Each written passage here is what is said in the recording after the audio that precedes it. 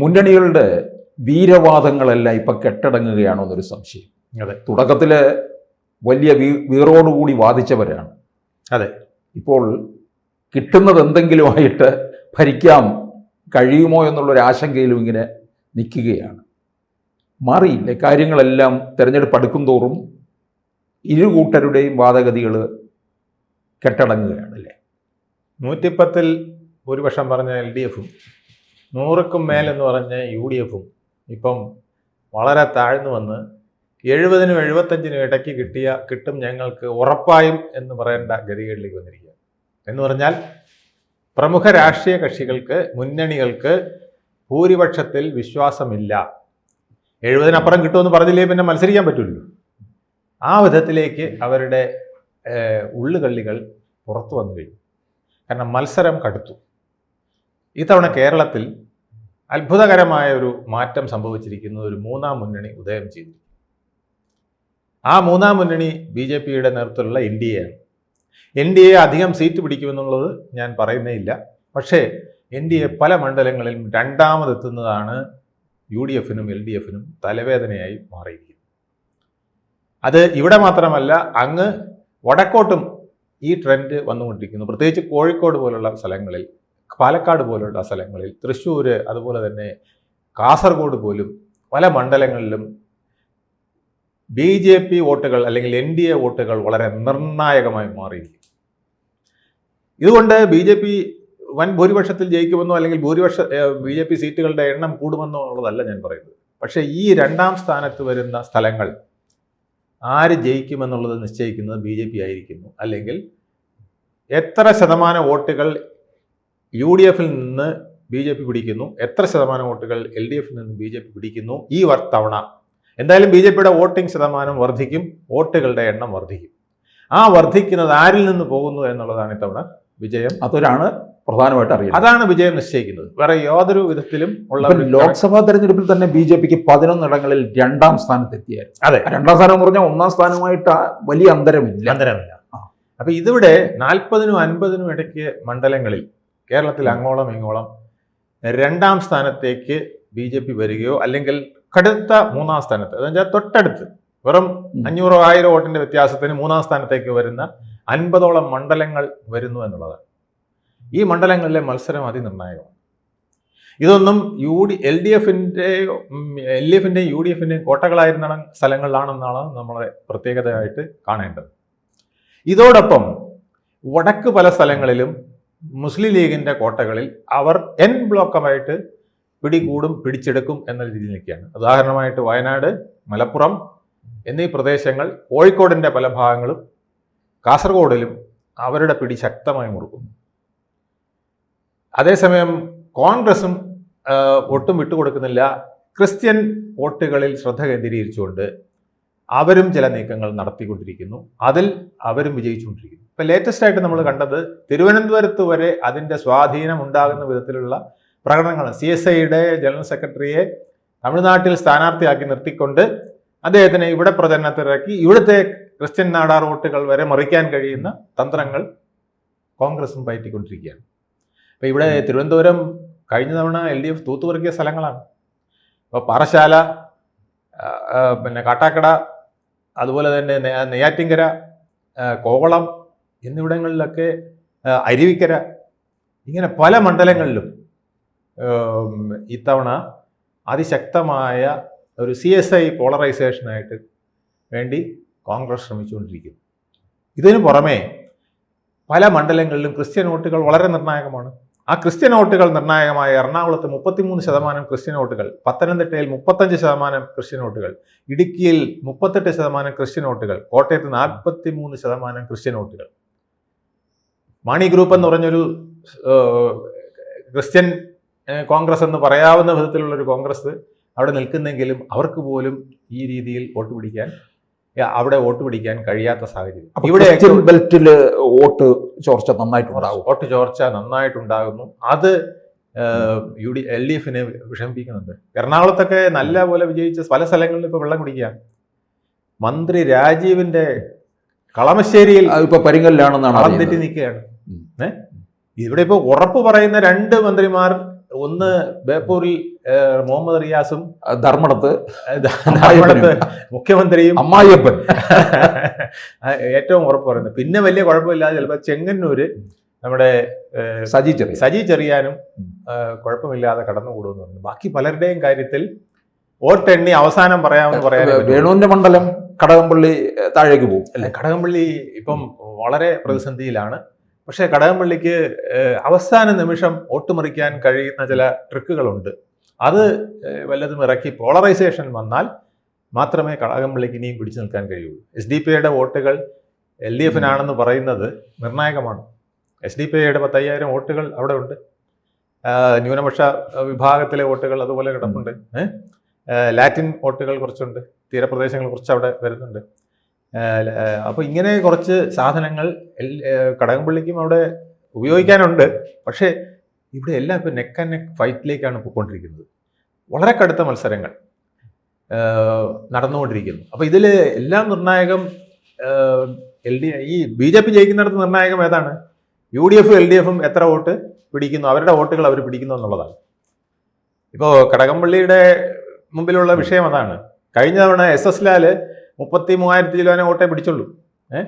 അത് ശരത്ചന്ദ്ര പ്രസാദ് വന്നിട്ട് അത് 38ഓ 40ഓ ആക്കുമെങ്കിൽ കടകംപള്ളിയുടെ ഓതിരം ഘടകം അറിയാനുള്ള ചാൻസ് കൂടുതലാണ്. ഇപ്പം രണ്ട് മുന്നണികൾക്കും വലിയ ക്ഷീണം സംഭവിക്കാൻ പോകുന്നു എന്ന് പറയുന്നുണ്ട്. ഈ അവസരത്തിൽ നമ്മൾ കോട്ടയം ജില്ലയിലെ പ്രത്യേകിച്ച് കോട്ടയമായാലും ഇടുക്കിയായാലും ഈ ക്രൈസ്തവ കേന്ദ്രങ്ങളിൽ സംഭവിക്കുന്നതും വലിയ ഇടിവായിരിക്കും. വലിയ ഇടിവായിരിക്കും. ഇപ്പം ആറന്മുള 80,000 അടുപ്പിച്ച് വോട്ട് നേടിയ സ്ഥലമാണ് ആറന്മുളയിൽ വീണ ജോർജ്. ഇത്തവണ ആറന്മുളയിൽ വീണ ജോർജ് വെള്ളം കുടിക്കുകയാണ്. അബിൻ വർക്കി വളരെ മുന്നോട്ട് പോയിരിക്കുന്നു. ഈ രണ്ടുപേരും ഓർത്തഡോക്സ് സഭയുടെ വോട്ടിൽ കേന്ദ്രീകരിക്കുമ്പോൾ കുമ്മനം രാജശേഖരൻ ഇത് കണ്ടോ വർഗീയമായിട്ട് അവർ വോട്ട് പിടിക്കുന്നത് എന്ന് പറഞ്ഞ് ഹിന്ദു വോട്ടുകൾ, അവിടെ നായർ വോട്ടുകൾക്ക് ഈഴ വോട്ടുകളും പ്രാധാന്യമുള്ള സ്ഥലമാണ്. ഇവിടെ ഒരു ഓർത്തഡോക്സ് സഭയുടെ ഒരു കുത്തക മണ്ഡലവും കൂടിയാണ്. മണ്ഡലമല്ല. ശരിക്കും പറഞ്ഞാൽ ഹിന്ദു വോട്ടുകളും അവിടെ അതുപോലെ പ്രധാനമാണ്. നായർ വോട്ടുകൾ വളരെ പ്രധാനമാണ്. ഈഴ വോട്ടുകളുമുണ്ട്. അപ്പൊ ഈ സ്ഥലത്താണ് കുമ്മനം നിൽക്കുന്നത്. അപ്പൊ കുമ്മനത്തിനും ഈ കാര്യം പറഞ്ഞ് കുറെ വോട്ട് പിടിക്കാനുള്ള അവസരം ഇപ്പൊ കൈവന്നിരിക്കുകയാണ്. അപ്പം പിന്നെ വോട്ടിന്റെ എണ്ണം വെച്ച് കഴിഞ്ഞ 21-ലെ വോട്ടിന്റെ എണ്ണം വെച്ച് നോക്കിയാൽ കുമ്മനത്തിന് അടുത്തൂടെ പോലും പോകാൻ പറ്റില്ല. പക്ഷേ ഇവിടെ വർഗീയ പോളറൈസേഷനുകൾ നടക്കുമ്പോൾ കോൺഗ്രസിൽ പരമ്പരാഗതമായി കിട്ടിക്കൊണ്ടിരുന്ന കോൺഗ്രസ് വോട്ടുകൾ ശിവദാസൻ നായരായാലും മാളയത്ത് സരളാദേവി ആയാലും നേടിക്കൊണ്ടിരുന്ന വോട്ടുകൾ അതുപോലെ നേടുമെന്നുള്ളത് ഇപ്പോൾ സംശയത്തിലാണ് നിൽക്കുന്നത്. ഇങ്ങനെ പല മണ്ഡലത്തിലും ഇതേ അവസ്ഥയാണ്. എലത്തൂര് ശശീന്ദ്രൻ വെള്ളം കുടിച്ച് നിൽക്കുക. നമ്മൾ വിചാരിക്കുന്ന പോലല്ല, വളരെ എഴുതിത്തള്ളാനായിട്ട് നിൽക്കുകയാണ്. ഇങ്ങനെ കുറെ രൂപങ്ങളെയും ബിംബങ്ങളെയും. അത് എത്ര വൻമരങ്ങൾ വീഴും, എത്ര മന്ത്രിമാർ വീഴും എന്നുള്ളത് വോട്ടെണ്ണി തീർന്നാലേ പറയാൻ ഒക്കുള്ളൂ. ഇപ്പം നമ്മൾ നോക്കിയാൽ തന്നെ ഈ നാദാപുരത്തൊക്കെ വൻ ഭൂരിപക്ഷത്തിൽ ഇപ്പം ടൈറ്റായി നിൽക്കുകയാണ്. നാദാപുരം, ബേപ്പൂർ പോലും വളരെ ടൈറ്റാണ് കേട്ടോ. ബേപ്പൂരിന്റെ കാര്യത്തിൽ പോലും ഇപ്പോൾ വളരെ പ്രശ്നങ്ങൾ പറയുകയാണ്. ബേപ്പൂരിൽ VV അൻവർ എത്ര വോട്ട് പിടിക്കുമെന്നുള്ളത് വളരെ പ്രധാനപ്പെട്ട ഒരു വിഷയമാണ്. മാർക്സിസ്റ്റുകാരിൽ നിന്നും കുറെ വോട്ടുകൾ, അതായത് മാർക്സിസ്റ്റ് കോട്ടയിൽ നിന്ന് ഞാൻ ചില വോട്ടുകൾ പിടിക്കുമെന്നാണ് ഇപ്പോൾ അൻവർ പറയുന്നത്. PV അൻവറിന് ചില മാർക്സിസ്റ്റ് ബന്ധങ്ങളുള്ളതിനുപരി മാർക്സിസ്റ്റ് പാർട്ടിയിൽ പണ്ടേ അദ്ദേഹം നിന്നിരുന്ന കാലങ്ങളിൽ ഉണ്ടായിരുന്ന ചില പ്രത്യേകതകൾ ഉപയോഗിച്ചുകൊണ്ടും ഇപ്പോൾ നടക്കുന്ന ശിഥിലീകരണ പ്രവണതകൾ ചൂണ്ടിക്കാണിച്ചുകൊണ്ടും കുറെ വോട്ടുകൾ തൻ്റെ പക്ഷത്തേക്ക് വരും, അങ്ങനെ തനിക്ക് വിജയിക്കാൻ കഴിയുമെന്ന് പറയുന്ന സാഹചര്യമുണ്ട്. ഗുരുവായൂർ അതുപോലെ തന്നെയാണ്. വളരെ നേരിയ വോട്ടിനാണ് LDF ഈ തദ്ദേശഭരണ സ്ഥാപന തെരഞ്ഞെടുപ്പിൽ പോലും അവിടെ ലീഡുണ്ടാക്കി. 1300 ചില്ലാനും ലീഡേ ഉള്ളൂ. അതുപോലെ വടക്കാഞ്ചേരി ആവട്ടെ, പാലായിൽ വൻ പോരല്ലേ നടക്കുന്നത്. ജോസ് കെ മാണി മൂന്നാമതാകും എന്ന് പറയുന്നത് പൂഞ്ഞാറിലും. പിന്നെ പത്തനാപുരം ഗണേശന്റെ കോട്ടയാണ്. പക്ഷേ ഗണേശൻ ഇത്തവണ അവിടെയും വെള്ളം കുടിച്ച് നിൽക്കുകയാണ്. അത്ര എളുപ്പമല്ല പറയുന്നത്ര. ചിറയൻകീഴ്, നെടുമങ്ങാട്, പിന്നെ അഴീക്കോട്, അവിടെ ഉദുമ, ബാലുശ്ശേരി, പൊന്നാനി, തൃപ്പൂണിത്തറ ഒക്കെ ഈ LDF ജയിച്ചിരുന്ന പല സ്ഥലങ്ങളിലും പിന്നെ ഇത്തവണ അത്ര എളുപ്പത്തിലല്ല കാര്യങ്ങൾ എന്നുള്ളതാണ്. അതുപോലെ തന്നെ ചങ്ങനാശ്ശേരി, അരൂര്, ഉടുമ്പൻചോല, കോന്നി, ഇങ്ങനെ പല മണ്ഡലങ്ങളിലും അവരുദ്ദേശിക്കാത്ത വിധത്തിലുള്ള മത്സരങ്ങൾ വന്നുവിട്ടിരിക്കുന്നു. ഇപ്പൊ തിരുവനന്തപുരത്ത് തന്നെയാണെങ്കിൽ വട്ടിയൂർക്കാവ്, തിരുവനന്തപുരം, ആറ്റിങ്ങൽ, കഴക്കൂട്ടം, ഈവൻ കോവളത്ത് പോലും. കോവളത്ത് സുരേഷ് BJPയുടെ സ്ഥാനാർത്ഥിയായിട്ട് ഇപ്പോൾ വന്നപ്പം ഭയങ്കരമായ മുന്നേറ്റം അവിടെ നടത്തിക്കൊണ്ടിരിക്കുന്നു. ജയിക്കുമെന്നോ ഇല്ലെന്നോ അല്ല ഞാൻ പറയുന്നത്. പക്ഷേ ആ വോട്ടുകൾ നിർണായകമാണ്. സുരേഷ് പിടിക്കുന്ന വോട്ടുകൾ നിർണായകമാണ്. NDAയുടെ സ്ഥാനാർത്ഥിയായിട്ട് നിന്നുകൊണ്ട്, BJPയുടെ സ്ഥാനാർത്ഥിയായിട്ട് നിന്നുകൊണ്ട്. അദ്ദേഹം ഇതിനു മുമ്പ് BDJS-ലായിരുന്നു. അതിൽ നിന്ന് ഇപ്പോൾ താമര ചിഹ്നത്തിലാണ് അദ്ദേഹം മത്സരിക്കുന്നത് കോളത്ത്. അരുവിക്കരയിൽ അതുപോലെ വിജയം നിശ്ചയിക്കുന്നതിന് പല ഘടകങ്ങളുണ്ട്. അതിലൊന്ന് ഈ CSI വോട്ടുകൾ കൂടി അതിനകത്ത് നിർണായകമായി വരുന്ന ഒരു അവസ്ഥയാണ് ഇപ്പോൾ ഉള്ളത്. പാറശാലയിൽ, നെയ്യാറ്റിൻകരയിൽ ഒക്കെ ഇതേ അവസ്ഥയുണ്ട്. ആറന്മുളത്ത് ഞാൻ പറഞ്ഞു കഴിഞ്ഞു. ചെങ്ങന്നൂർ BJP സ്ഥാനാർത്ഥി വളരെയധികം ഇമ്പ്രൂവ് ചെയ്യുന്നുണ്ട്.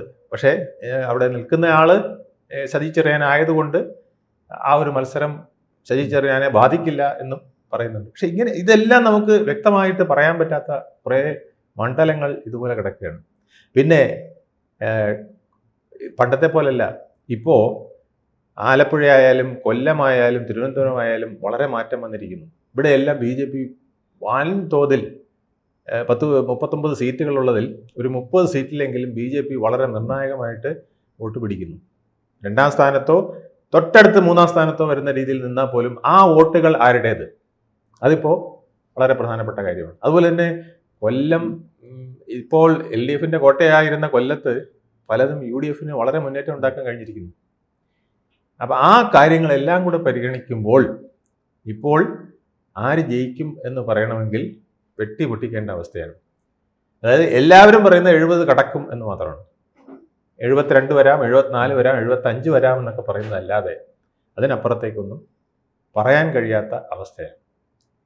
BJPയുടെ ശക്തി കോട്ടകളിൽ പോലും പിന്നെ കട്ട ത്രികോണ മത്സരങ്ങൾ നടക്കുന്നു. ഒരു 5 സീറ്റെങ്കിലും BJPക്ക് ഷുവറാണെന്ന് പറയുന്ന സാഹചര്യത്തിൽ പോലും 8 വരെ പോകാം, NDAയുടെ പിന്നെ അതിൽ കൂടുതൽ വരാം എന്നൊക്കെ പറയുന്നത് വെട്ടിപ്പൊട്ടിച്ചാലേ പറയാൻ പറ്റുള്ളൂ. NDAയിൽ ഇപ്പോൾ 2020 വന്നതുകൊണ്ട് 2-3 സീറ്റുകളിൽ കടുത്ത മത്സരം നടക്കുന്നുണ്ട്. അതും കൂടെ ഞങ്ങൾക്ക് ഒരു 10 സീറ്റ് വരെ വരും എന്ന് പറയുന്നതിൽ പോലും ഇപ്പോൾ എത്ര വരുമെന്ന് പറയാൻ പറ്റാത്ത അവസ്ഥ. എന്നുവെച്ചാൽ മത്സരം നെക്ക് ആൻഡ് നെക്ക്. ഓരോ മണ്ഡലത്തിലും ആ അവസ്ഥയിലേക്ക് മത്സരം പോയിരിക്കുന്നു. ഇതെല്ലാം ചില വർഗീയ സമവാക്യങ്ങളിൽ കൂടെ ആണ് പോകുന്നത് എന്ന് പറയുന്നു. മതേതര കക്ഷികൾ എന്ന് പറയുകയും വർഗീയത അതിർത്തി കടന്നു വരുന്ന സാഹചര്യം വരെ CSIയുടെ ആളിനെ ഇവിടെ നിർത്താൻ പറ്റില്ല. കേരളത്തിൽ കോൺഗ്രസിൻ്റെ ഒരു സ്ഥാനാർത്ഥി തിരുവനന്തപുരത്തെ ഒരു മണ്ഡലത്തിലും CSIയുടെ ഒരു സ്ഥാനാർത്ഥിയെ അങ്ങനെയാക്കി നിർത്തി കഴിഞ്ഞാൽ വലിയ പ്രശ്നമാണ്. കോൺഗ്രസിനകത്ത് തന്നെ പ്രശ്നം ഉണ്ടാകും, കോൺഗ്രസിന് പുറത്ത് വേറെ പ്രശ്നങ്ങൾ അവർക്ക് നേരിടേണ്ടി വരും. അപ്പോൾ അതുകൊണ്ട് പിന്നെ തമിഴ്നാട്ടിലൊരു സീറ്റ് കൊടുത്തുകൊണ്ട് ആ ആളിനെ ഇവിടെ പ്രചരണത്തിനുണ്ട്. ഇപ്പോൾ CSIയുടെ ജനറൽ സെക്രട്ടറി ഇവിടെ വന്ന് പിന്നെ പ്രവർത്തനം നടത്തുമ്പോൾ വേണമെങ്കിൽ അത് വർഗീയമായ പ്രവർത്തനമാണെന്ന് വേണമെങ്കിൽ പറയാം. പക്ഷേ ഇതിപ്പോൾ അത് പറയാൻ പറ്റില്ല. ഞങ്ങളുടെ ഒരു സ്ഥാനാർത്ഥിയാണ്, കൈപ്പത്തി ചിഹ്നത്തിൽ തമിഴ്നാട്ടിൽ മത്സരിക്കുന്ന സ്ഥാനാർത്ഥി ഇവിടെ വന്ന് ഞങ്ങളുടെ സ്ഥാനാർത്ഥിക്ക് പ്രചരണം നടത്തുന്നതിന് നിങ്ങൾക്ക് എന്താ കമ്മ്യൂണിസ്റ്റ് അല്ലെങ്കിൽ BJP ചോദിക്കാമല്ലോ. അപ്പം ആ വിധത്തിൽ വരെ ഒരു പോളറൈസേഷൻ നടന്നുകൊണ്ടിരിക്കുന്നു. അപ്പം ഇതിൽ നിന്ന് തെളിയുന്നത് BJP ഏതാണ്ട് 50 മണ്ഡലങ്ങളിൽ 2ാം സ്ഥാനത്ത് അല്ലെങ്കിൽ അടുപ്പിച്ച് 3ാം സ്ഥാനം എന്ന് വെച്ചാൽ വലിയ വ്യത്യാസമില്ലാതെ ഇത് 3 ഇതിലും അതേപോലത്തെ ഫൈറ്റാണ് പോകുന്നത്. ഇതെല്ലാം തമ്മിൽ വലിയ വ്യത്യാസം വരാത്ത 19 മണ്ഡലങ്ങൾ വരികയാണ്. അതായത് 1ാം സ്ഥാനത്തെത്തുന്ന LDFോ UDFോ ആണോ, അല്ലെങ്കിൽ 2ാം സ്ഥാനത്തെത്തുന്ന BJP ആണോ, ഈ വിധത്തിൽ അല്ലെങ്കിൽ തിരിച്ച് 3ാം സ്ഥാനത്ത് വരുന്നത് LDFോ UDFിലോ ഒരു കക്ഷിയാണോ എന്ന് നിശ്ചയിക്കുന്നതിന് വെറും 2000, 3000, 4000, 5000 വോട്ടിനകത്ത് വരുന്ന മത്സരമാണ് ഇപ്പോൾ പോകുന്നത്. അതിൽ അധികവും 3000-ന് താഴെ വരുന്ന അവസ്ഥയിലേക്ക് പോകുന്നതെന്നാണ് അറിയുന്നത്. ഈ വിധത്തിലൊരു ഫൈറ്റ് കേരളം ഇന്നുവരെ കണ്ടിട്ടില്ല. അപ്പോൾ ഇത് ഒരു പുതിയ കേരളം, ഒരു പുതിയ 3ാം മുന്നണി കൂടെ വന്നുള്ളൊരു ശക്തിമത്തായ ഒരു മത്സരം വരുമ്പോൾ ഒരു പുതിയ കേരളം, പുതിയ റിസൾട്ട്, പുതിയ ഭരണ സംവിധാനം, പുതിയ മന്ത്രിസഭ എന്ന രീതിയിലേക്ക് പോകുന്നു. ഇത് ഒരു പരിധി കഴിഞ്ഞാൽ ത്രിശങ്കുവായി പോവാം, അതല്ലെങ്കിൽ നേരിയ ഭൂരിപക്ഷത്തിനുള്ള ഒരു മന്ത്രിസഭ. ശക്തമായൊരു മന്ത്രിസഭയ്ക്ക് ഇപ്പോൾ ചാൻസ് ഇപ്പോഴത്തെ അവസ്ഥയിലില്ല. ഇനി 3 ദിവസമേ ഉള്ളൂ പ്രചരണമൊക്കെ അവസാനിക്കാൻ. അതിനിടയ്ക്ക് വലിയ അത്ഭുതങ്ങളൊന്നും സംഭവിക്കാനില്ല എന്നാണ് രാഷ്ട്രീയ നിരീക്ഷകരെല്ലാം കരുതുന്നത്. നമുക്കിനി ബാക്കി മെയ് 4-ാം തീയതി പറയാം.